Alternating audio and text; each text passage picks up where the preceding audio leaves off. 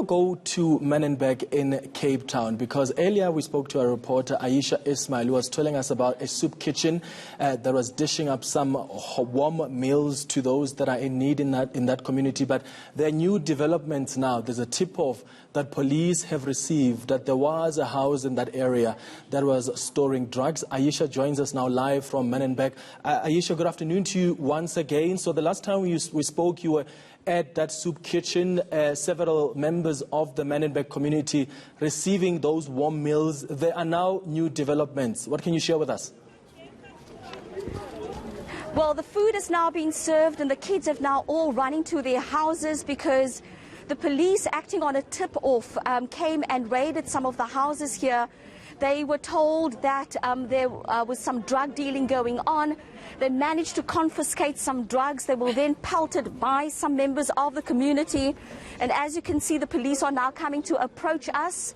And I think they're now busy going to conduct more raids.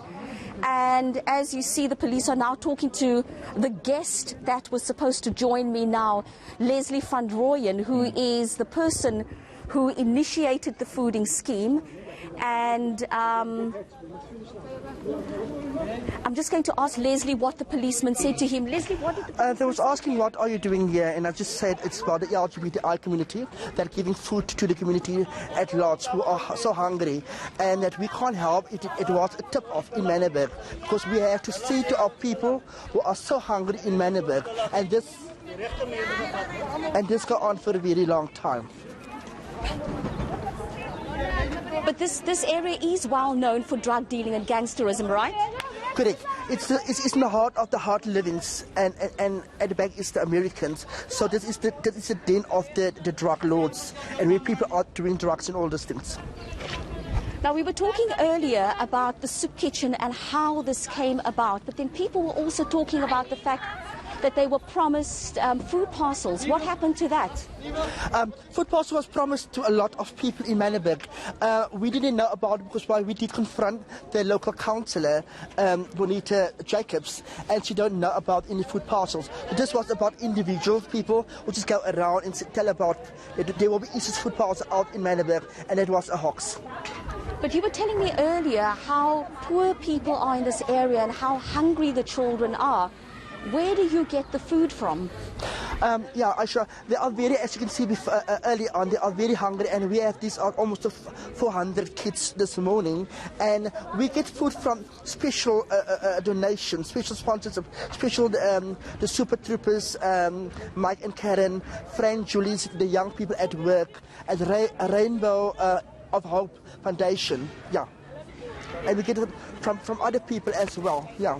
We don't know what we're going to do after this, but we are really appeal on all the business sectors and the business people in the Western Cape to please support Youth for Change, as we're in dire need of food parcels. We're in dire need of every food parcels for a lot of people in Manenberg.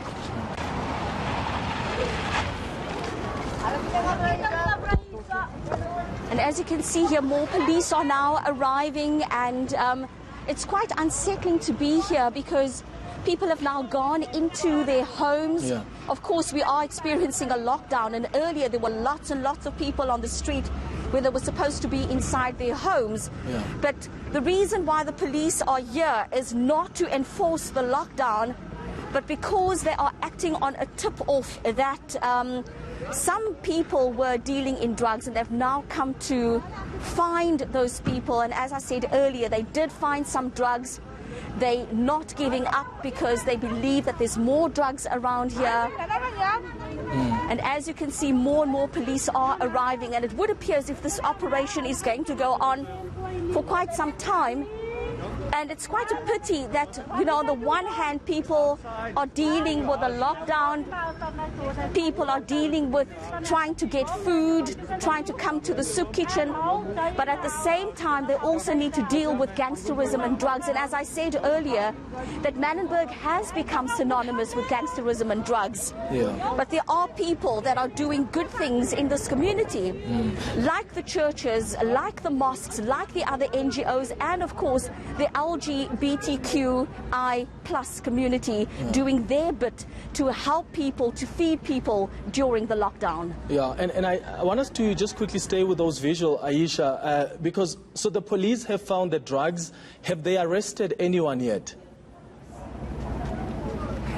Well, we saw them arresting 2 people. Now, they've obviously been told that there are more than those 2 people around because they left the area and they returned with even more police people. So I guess that they're probably looking for more drugs and looking for more people to arrest.